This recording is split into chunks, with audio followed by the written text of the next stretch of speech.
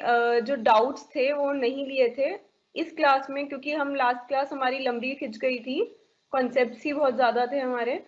तो इस क्लास में आपको अगर कोई भी लास्ट क्लास का डाउट हो तो एंड ऑफ द क्लास आप पूछिएगा। दूसरी बात कि अब सैलरी का चैप्टर स्टार्ट कर रही हूँ आपके साथ, यूनिट 2 स्टार्ट कर रहे हैं हम। क्योंकि हमारे पास लिमिटेड 1 आवर होता है क्लास का, जिसके अंदर हमारा 10 मिनट्स तो डाउट सेशन में चला जाता है, इसलिए ये जो मैं आपका स्टार्ट कर रही हूँ वो स्ट्रेट अवे मैं प्रैक्टिकल से स्टार्ट कर रही हूँ, रादर देन कि मैं पहले आपको थ्योरी एक्सप्लेन करूँ। मैं प्रैक्टिकल के पॉइंट्स के साथ साथ आपको थ्योरी एक्सप्लेन करती रहूंगी इसकी। All right, and other thing is, मैंने आपको लास्ट क्लास में भी रिकमेंड किया था, आपको डॉक्टर गिरीश आहूजा की टैक्स की बुक लेनी है। बुक नहीं लेनी है आपको, जो बुक लेनी है वो आपको असेसमेंट ईयर 2020-21 की ही लेनी है, क्योंकि इनकम टैक्स में हर साल चेंजेस आते हैं। चलिए बच्चे स्टार्ट करते हैं।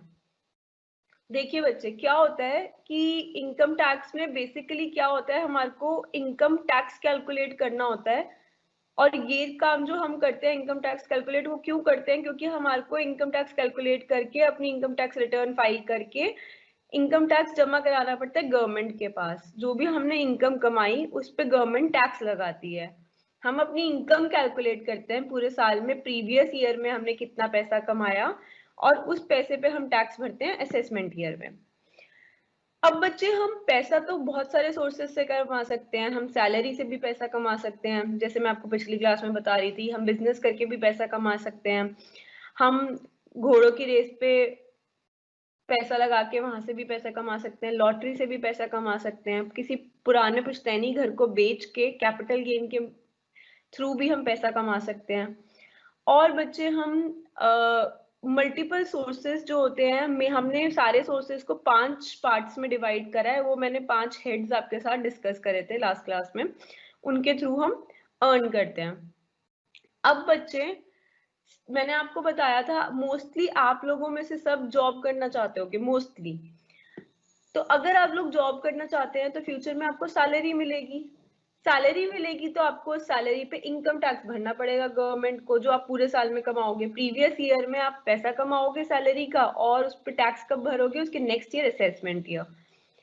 अब if we talk about salary, तो बच्चे आप सैलरी को कैलकुलेट कैसे करते हैं, सैलरी में पार्ट्स क्या क्या होते हैं। एक बात तो हमें बिल्कुल बेसिक से समझ आती है, एम्प्लॉयर होता है और एक एम्प्लॉई होता है। और जो एम्प्लॉयर होता है हमें नौकरी पे रखता है, एम्प्लॉय नौकरी करता है वहां पे, उसके बदले में वो सर्विसेज देता है तो उसको सैलरी मिलती है। अब सैलरी या तो कह सकते हो आप सीधे कि 1 लाख रुपए महीना सैलरी मिलती है, बट एग्जाम्पल है 1 लाख आपका, या आप उसको ब्रेकअप करके बता सकते हो। आपका एम्प्लॉयर आपको कहेगा हम बेसिक सैलरी तुम्हें इतनी देते हैं, डेयरनेस अलाउंस इतना देते हैं, बोनस इतना देते हैं, हर महीने कमीशन इतना देते हैं, और ट्रांसपोर्ट अलाउंस इतना देते हैं, पेंशन इतनी देते हैं, ग्रेचुटी इतनी देते हैं।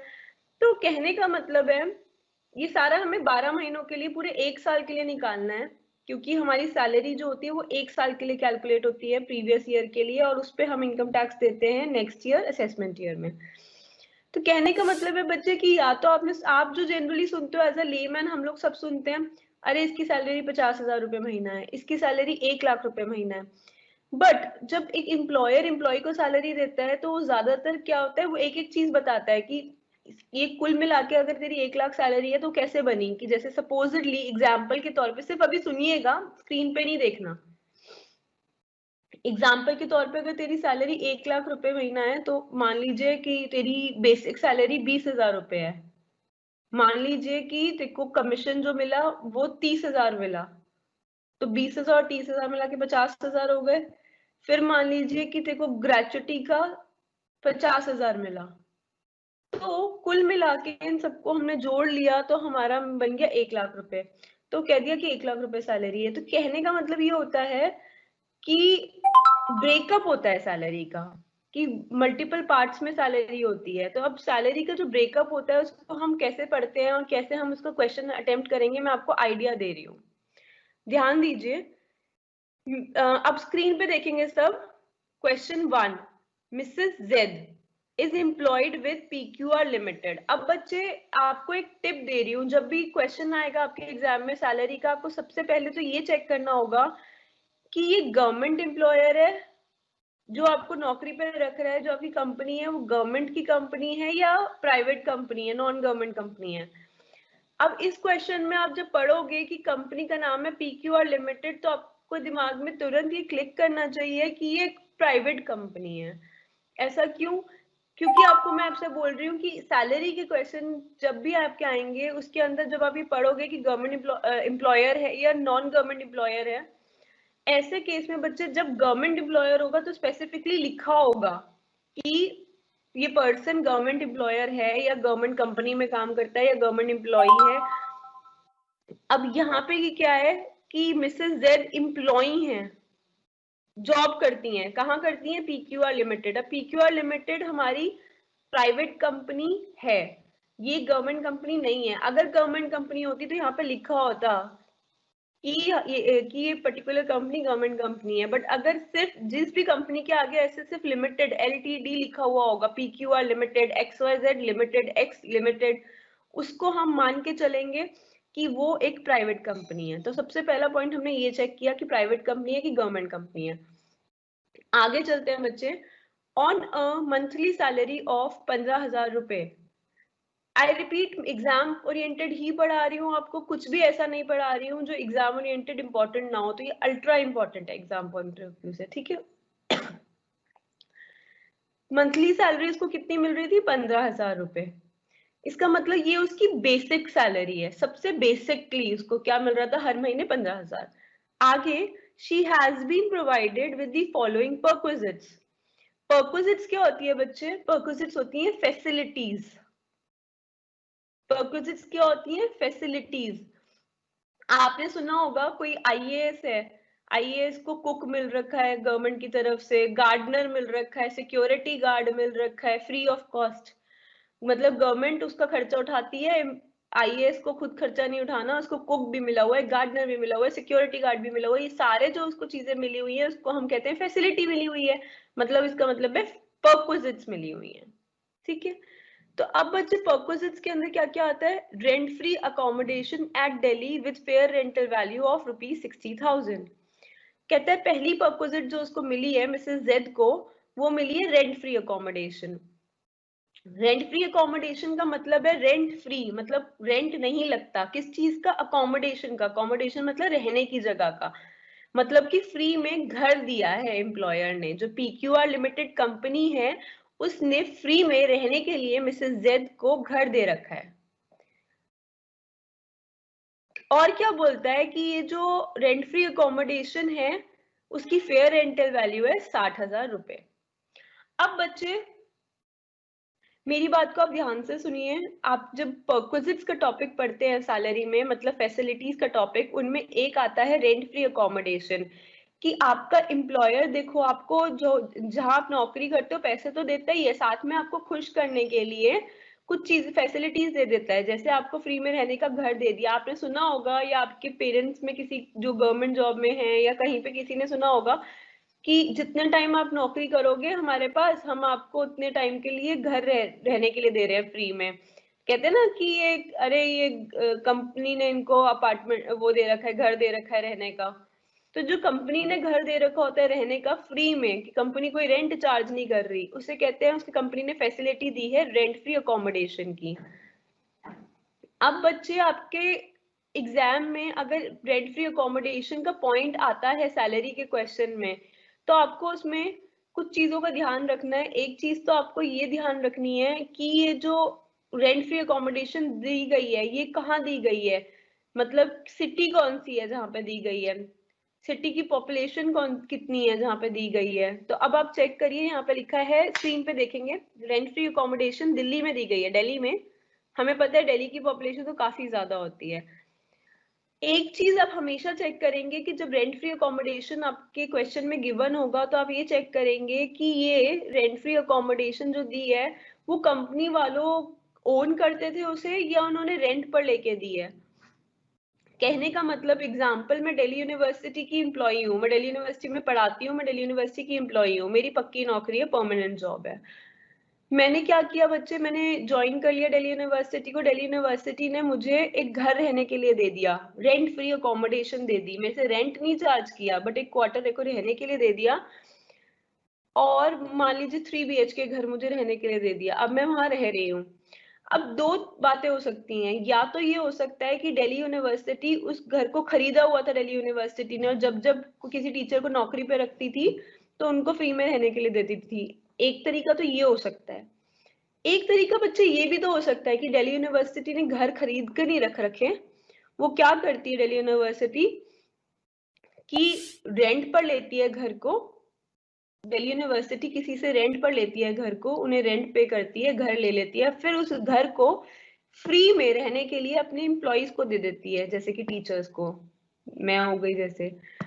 तो ऐसे केस में हम कह सकते हैं कि जो हमारा एम्प्लॉयर होता है वो दो तरीके से ले सकता है प्रॉपर्टी को, या तो खरीद सकता है, सेकेंड वेज कि वो रेंट पे ले सकता है, और आगे वो जब देगा तो फ्री ऑफ कॉस्ट दे देगा, अपने एम्प्लॉय को फ्री ऑफ कॉस्ट रहने के लिए दे देगा। इसे कहेंगे हम रेंट फ्री अकोमोडेशन। तो अब हमारे को हर बार क्वेश्चन में ये भी चेक करना होगा बच्चे कि जो रेंट फ्री अकोमोडेशन दिया गया उसका मालिक कौन था। जिस कंपनी ने रेंट फ्री अकोमोडेशन अपने एम्प्लॉय को दी वही मालिक थी उस पर्टिकुलर घर की, या उस कंपनी ने पहले रेंट पे लिया फिर आगे उसको दिया एम्प्लॉय को।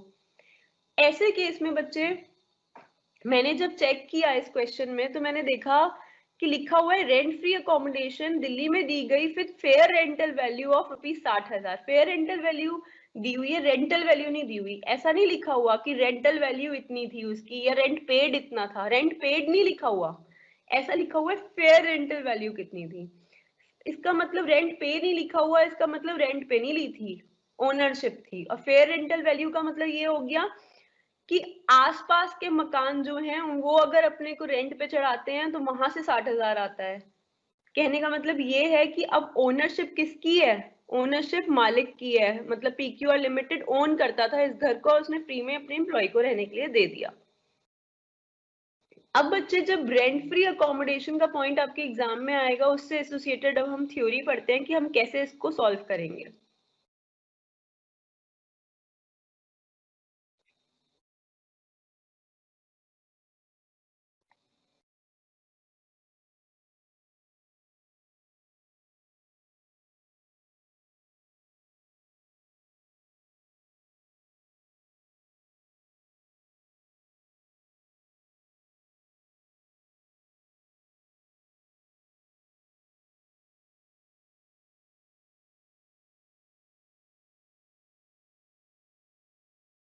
देखिए बच्चे स्क्रीन पे देखेंगे सब, हमारे को दो पार्ट्स में हम डिवाइड करेंगे इस चीज को रेंट फ्री अकोमोडेशन पढ़ते समय। एक कि हम ये चेक करेंगे कि एम्प्लॉयर गवर्नमेंट एम्प्लॉयर है या दूसरा नॉन गवर्नमेंट एम्प्लॉयर है, इन दो भागों में डिवाइड करेंगे। अगर एम्प्लॉयर गवर्नमेंट एम्प्लॉयर है, अभी हम जो क्वेश्चन पढ़ रहे थे इसमें हमारा एम्प्लॉयर नॉन गवर्नमेंट एम्प्लॉयर है, प्राइवेट एम्प्लॉयर है ना। बट अगर हमारा जो एम्प्लॉयर है वो गवर्नमेंट एम्प्लॉयर है, अगर वो गवर्नमेंट एम्प्लॉयर होता तो क्या होता है उसका ट्रीटमेंट। तो हम क्या करते, जो घर उसने हमारे को फ्री में रहने के लिए दिया उस घर की वैल्यू निकाल लेते।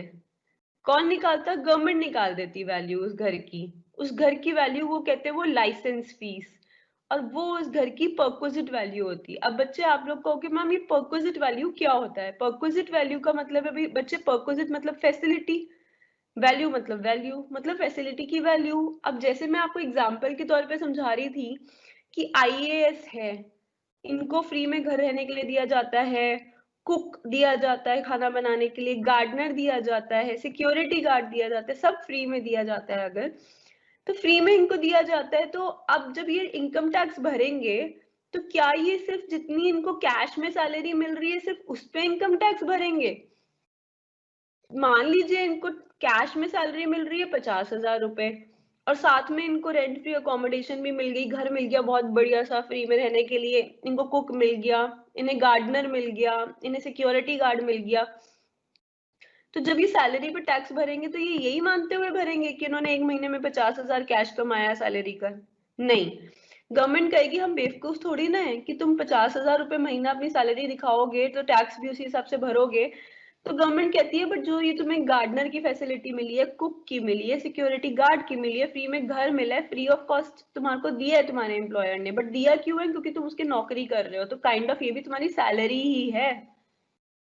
गवर्नमेंट कहेगी इन पे भी टैक्स भरो, तो हम कहेंगे हम टैक्स कैसे भर दें इन पे, हमें क्या पता इसकी क्या वैल्यू है। तो गवर्नमेंट कहेगी इन सब की कोई की फैसिलिटी, ये सारी फैसिलिटीज है ना, इन फैसिलिटी की पैसों में वैल्यू निकाल लो। जब इन सब फैसिलिटीज की पैसों में वैल्यू निकाल लोगे, उस पे भी टैक्स भरो, और जितना कैश मिला उस पे भी टैक्स भरो। कहने का मतलब, मान लीजिए कोई आईएएस है, उसको 50,000 रुपए तो कैश में मिल रही है सैलरी, बाकी उसको बेनिफिट्स मिल रहे हैं ये गार्डनर के, कुक के, फ्री में घर। तो गवर्नमेंट कहेगी तुम्हारे को जब इनकम टैक्स भरना है तो तुम 50,000 रुपए महीने के हिसाब से नहीं भरोगे, ये जो फैसिलिटीज है इनकी कैश वैल्यू निकाल लो कि इन फैसिलिटी की वैल्यू कैश में कितनी है। अगर तुम पैसे खुद खर्च के रखते तो कितने तुम्हारे को, कितने पैसों में तुम इस फैसिलिटी को बाय करते, वो वैल्यू निकाल लो। वो जो वैल्यू निकालोगे उसको जोड़ दो अपने कैश जितना मिला तुम्हारे को सैलरी के फॉर्म में, फिर जो कुल मिला के जितना पैसा आया उसको तुम्हारी परक्विजिट, मतलब सॉरी, ये टोटल सैलरी हो जाएगी तुम्हारी। और जितना तुम्हारी फैसिलिटीज की वैल्यू थी, मतलब cook, rent free accommodation, gardener, security guard, इन सब की तुम पैसों की वैल्यू निकाल लो, और वो जो होगी वैल्यू उसको कहेंगे हम फैसिलिटी की वैल्यू, मतलब परक्विजिट वैल्यू। तो बच्चे हमारे को जहां जहां फैसिलिटीज गिवन होंगी, परक्विजिट्स गिवन होंगी, वहां वहां हमारे को हर जगह परक्विजिट्स की वैल्यू निकालनी होगी। तो चलिए बच्चे यहाँ पे हम परक्विजिट की वैल्यू निकालते हैं। तो कह रहा है कि अगर एम्प्लॉयर जिसने नौकरी पे रखा है, अगर वो गवर्नमेंट एम्प्लॉयर होगा और उसने रेंट फ्री अकोमोडेशन दे दी, तो ऐसे केस में उसने जो फ्री में रहने के लिए घर दिया है उसकी वैल्यू हम निकालेंगे। कौन निकालेगा? गवर्नमेंट निकालेगी उसकी वैल्यू, और उसको कहेंगे लाइसेंस फी। वो परक्विजिट वैल्यू होगी उस घर की, उस फैसिलिटी की वैल्यू होगी। अगर इतना ही वैल्यू होगी अगर घर अनफर्निश्ड है। अनफर्निश्ड मतलब अगर उसमें फर्नीचर नहीं लगा हुआ, एसी नहीं लगा हुआ, वॉशिंग मशीन नहीं लगी हुई। एसी वॉशिंग मशीन भी आपका किस में आ जाता है? फर्नीचर में ही आ जाता है, टेबल चेयर भी फर्नीचर में आ जाते हैं।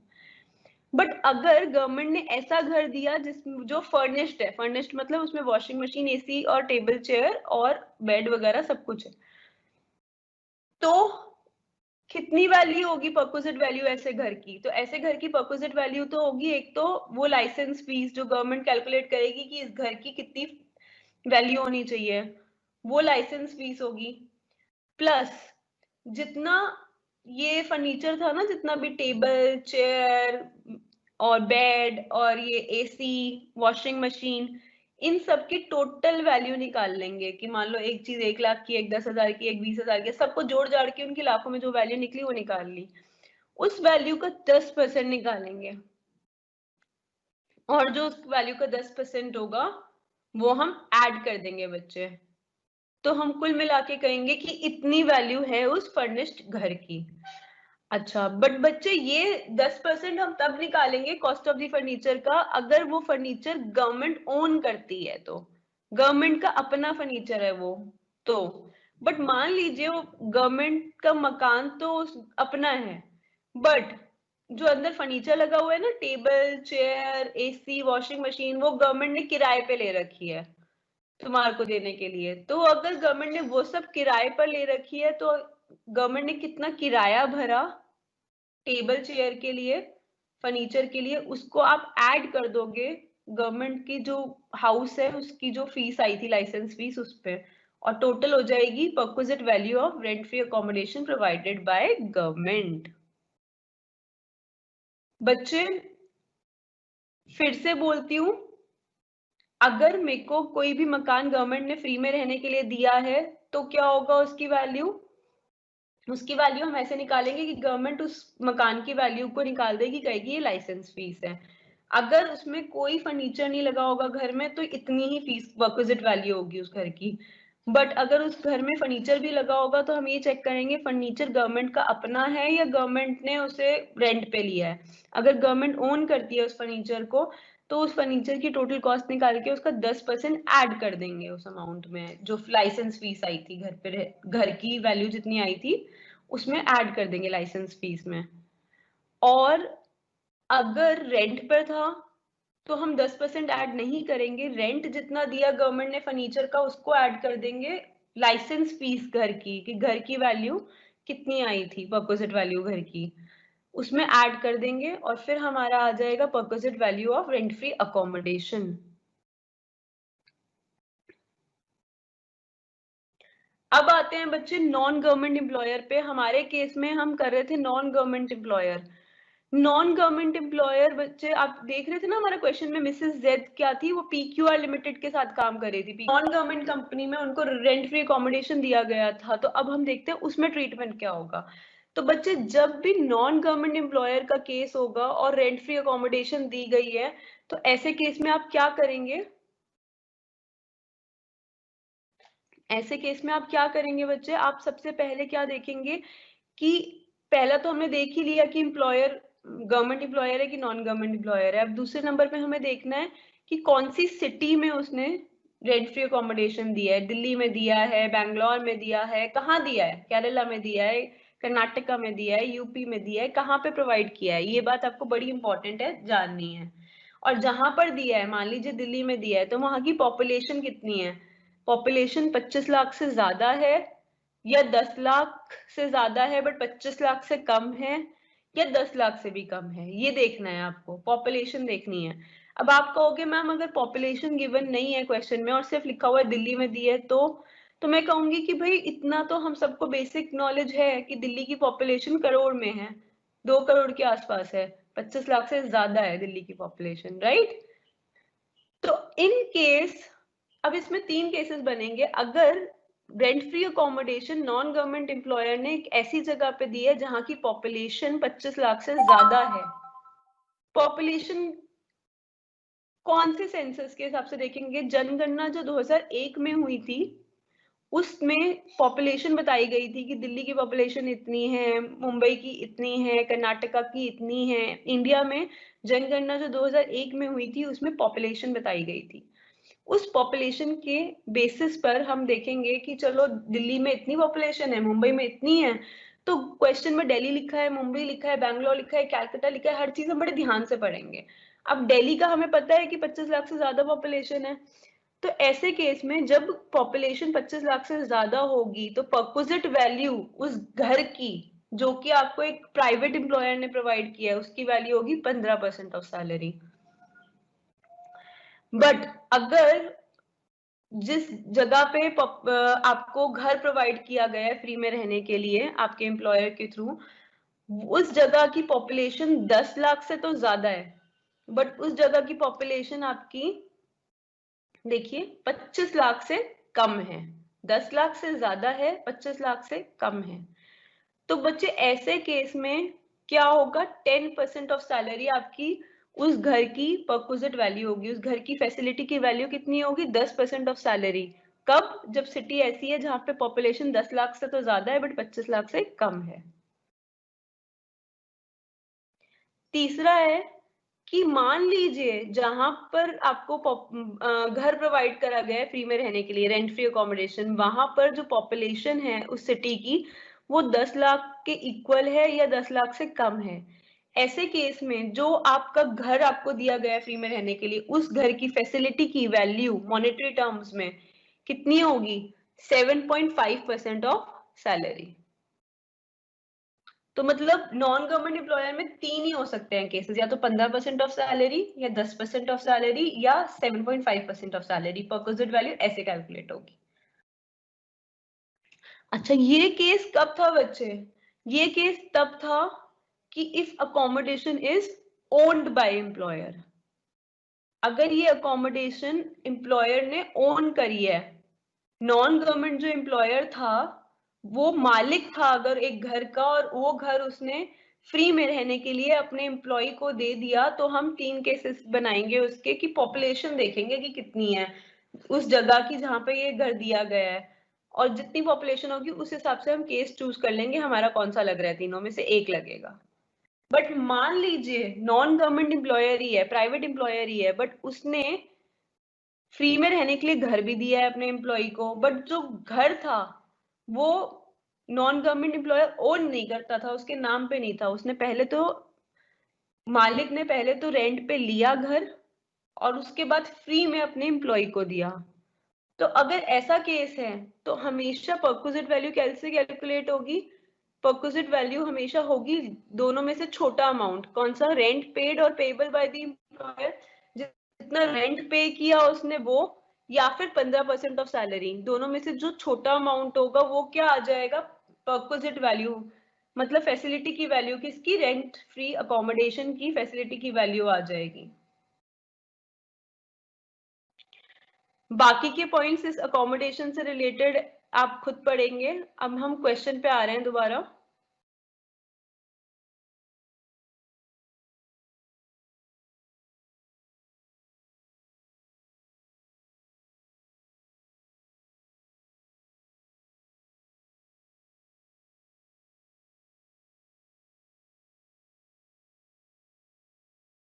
ओके, तो बच्चे फर्स्ट पॉइंट देखिए, आप लिखा हुआ है कि मिसेस जेड को रेंट फ्री अकोमोडेशन मिली। कहाँ मिली? दिल्ली में मिली, with fair rental value of 60,000। मैंने आपसे कहा था कि सबसे पहले तो ये जानना है कि गवर्नमेंट एम्प्लॉयर है कि नॉन गवर्नमेंट एम्प्लॉयर है। तो अब आप देख के बताइए ये गवर्नमेंट एम्प्लॉयर है कि नॉन गवर्नमेंट एम्प्लॉयर है? हमने कहा नॉन गवर्नमेंट एम्प्लॉयर है। नॉन गवर्नमेंट एम्प्लॉयर ने रेंट फ्री अकोमोडेशन दिया, तो आपके दिमाग में तुरंत क्लिक किया कि गवर्नमेंट एम्प्लॉयर नहीं है, हमारा नॉन गवर्नमेंट एम्प्लॉयर वाला केस लगेगा। अब इसमें भी आगे दो केसेस होते हैं नॉन गवर्नमेंट एम्प्लॉयर में, कि नॉन गवर्नमेंट एम्प्लॉयर जिसको ओन करता है घर को, जिसको उसने फ्री में रहने के लिए दिया अपने एम्प्लॉय को, या उसने पहले रेंट पे लिया और फिर फ्री में रहने के लिए दिया अपने एम्प्लॉय को। तो आपने कहा कि हम चलो पढ़ते हैं, रेंट फ्री अकोमोडेशन दिल्ली में थी with fair rental value of 60,000। तो कहीं पे भी रेंट पेड नहीं लिखा, क्या लिखा हुआ है? फेयर रेंटल वैल्यू, मतलब आसपास के घरों में इतना रेंट मिल रहा है। तो इसका मतलब है उसको नहीं मिल रहा, उसने नहीं दिया रेंट, उसने नहीं दिया रेंट। फेयर रेंटल वैल्यू यही बात बता रहा है। तो इसका मतलब ओनर है, आपका एम्प्लॉयर ओनर है उस घर का जिसको उसने फ्री में रहने के लिए मिसेस जेड को दिया है। अच्छा, और दिया कहाँ पर है? दिल्ली में रहने के लिए दिया है। तो दिल्ली की पॉपुलेशन 25 लाख से ज्यादा है, ये बात हमें बाय कॉमन सेंस पता है क्योंकि हम देखते हैं न्यूज वगैरह में। तो बच्चे फिर ऐसे केस में जब वो घर खुद ओन कर रहा होता है, तो ऐसे केस में तीन केसेस में से एक लगता है, 15% ऑफ सैलरी, 10% ऑफ सैलरी, या 7.5% ऑफ सैलरी।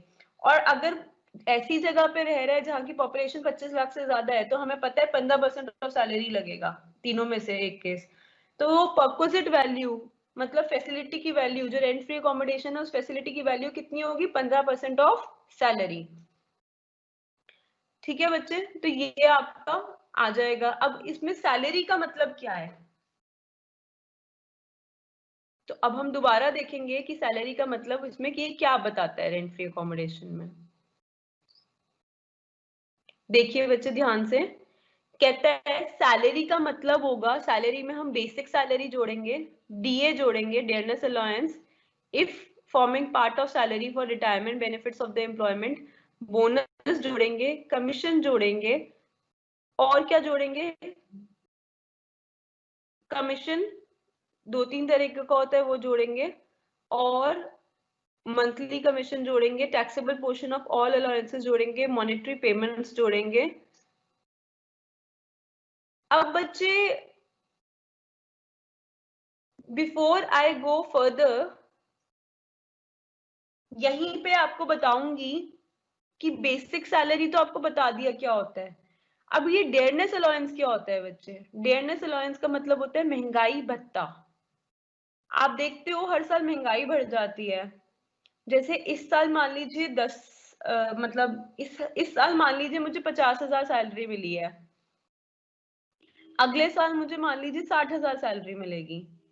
क्यों? वो 10,000 बढ़ा के देगा मेरा एम्प्लॉयर मुझे। जितना जितना खर्चा मैं अभी करती हूँ उतना ही खर्चा अगले साल करूंगी, फिर भी मेरी सैलरी उतनी की उतनी खर्च हो जाएगी। कहने का मतलब 50,000 रुपए में मैं जितनी चीजें खरीद सकती हूँ आज दिन, नेक्स्ट ईयर उतनी ही चीजें खरीदने के लिए मुझे 60,000 रुपए चाहिए होंगे। क्यों? क्योंकि महंगाई बढ़ गई। महंगाई बढ़ गई तो अगर मेरे को एम्प्लॉयर पुरानी वाली सैलरी देगा, 50,000 रुपए महीना ही देगा, तो क्या होगा बच्चे?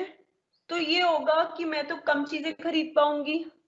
तो इसलिए मैं अपने एम्प्लॉयर को कहूंगी कि महंगाई बढ़ गई तो मेरे को महंगाई को कॉम्पनसेट कर, जितनी महंगाई बढ़ी है उतना मुझे एडिशनल सैलरी दे। तो उसी को कहते हैं हम महंगाई भत्ता, डेयरनेस अलाउंस। रिपीट कर रही हूँ, आपने सुना होगा बच्चे कि हर साल महंगाई बढ़ जाती है। अब महंगाई बढ़ जाती है तो आपके पेरेंट्स की जो सैलरी होती है वो भी बढ़ जाती है, उसी हिसाब से महंगाई भत्ता दिया जाता है उन्हें कि अब महंगाई बढ़ गई है तो इसलिए। मान लीजिए पिछले साल मुझे 50,000 रुपए सैलरी मिलती थी, 50,000 रुपए महीना। इस साल महंगाई बढ़ गई, अब मैं 50,000 में उतना खरीद ही नहीं पा रही जितना मैं पिछले साल 50,000 में खरीद लेती थी। तो इस साल मैंने देखा, पता किया कि ये ब्रेड, दूध, घर का जो भी मेरे एक्सपेंसेस थे सारे मिला के 60,000 रुपए बन रहे हैं, जो पहले 50,000 बनते थे।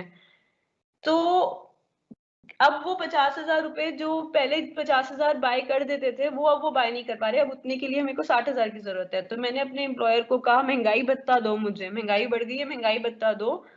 महंगाई भत्ते का इंग्लिश में नाम होता है डेयरनेस अलाउंस। मैंने कहा उनको डेयरनेस अलाउंस दो और 10,000 रुपए महीना दो क्योंकि महंगाई बढ़ गई है।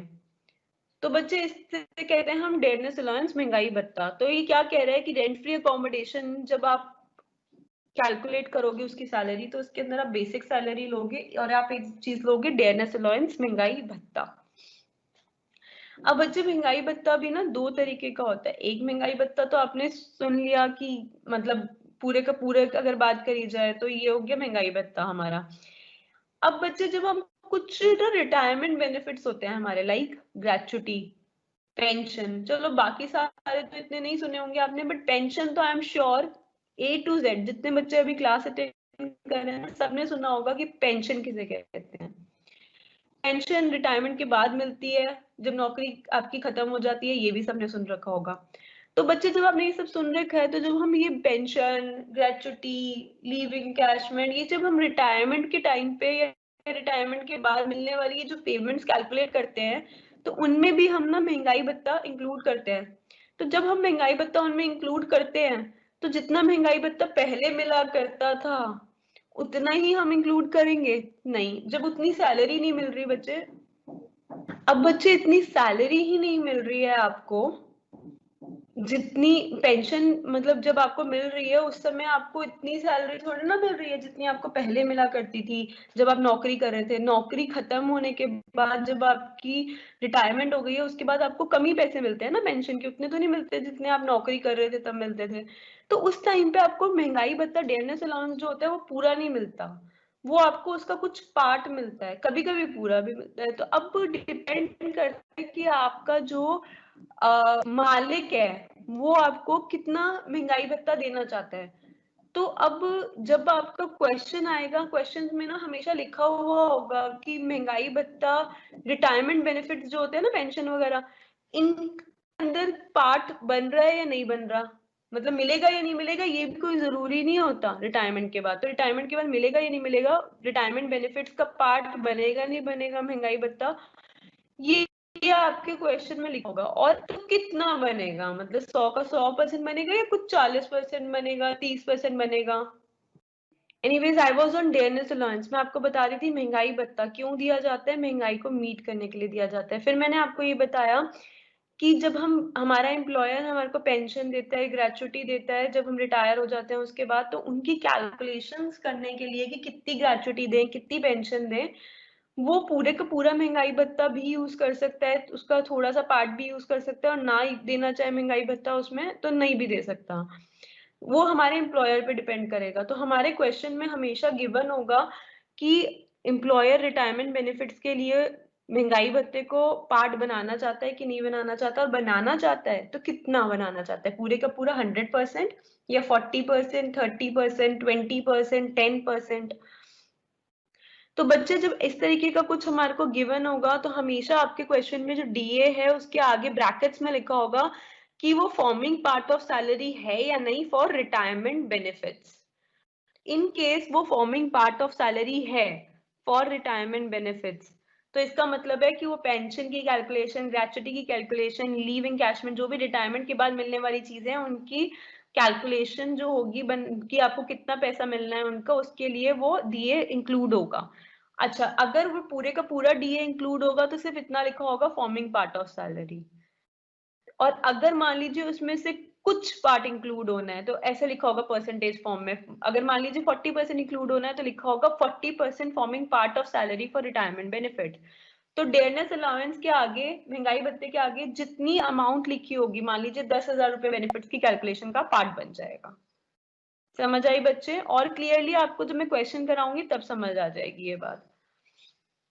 नेक्स्ट है आपका बोनस। बोनस आपने सुना होगा ना, दिवाली बोनस या बोनस मिला है, एम्प्लॉयर ने बोनस दिया है, तो वो जो बोनस होता है वो भी आएगा आपकी रेंट फ्री अकोमोडेशन की सैलरी की डेफिनेशन में। फिर आएगा कमीशन। अब बच्चे कमीशन तो आप सबने सुन ही रखा है कि good morning everyone, hope all of you are doing fine. Okay, as I said, अभी हमने इनकम टैक्स स्टार्ट किया था और अभी